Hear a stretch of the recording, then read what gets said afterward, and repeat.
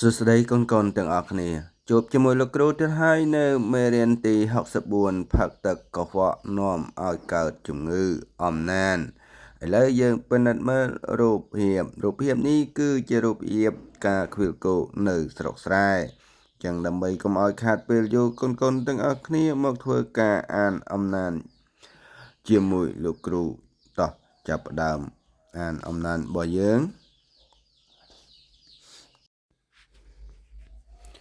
រាល់ថ្ងៃស្នានិងស្នាយ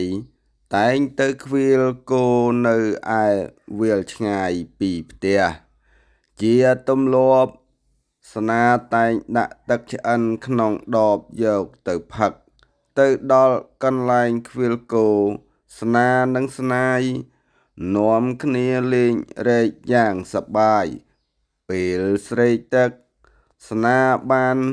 ផឹកទឹកឆ្អិនដែលខ្លួនបានយកមកពីផ្ទះចំណែកស្នាយចុះទៅក្បង់ទឹកត្រពាំងផឹកពេលត្រឡប់មកផ្ទះ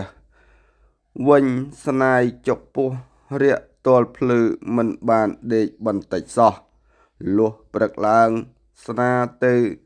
រៀនជាធម្មតារីឯស្នាយវិញកើតជំងឺរាកមិនអាចទៅសាលារៀនបានឡើយ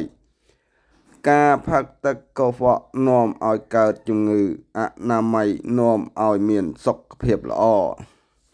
បាទអត្ថបទរបស់យើងបានបញ្ចប់ទៅហើយកូនដែលពុំទាន់បានចុច Subscribe កូនចុច Subscribe ចុចសញ្ញាកណ្ដឹងដើម្បីទទួលបាននៅអត្ថបទអំណានថ្មីៗពីលោកគ្រូ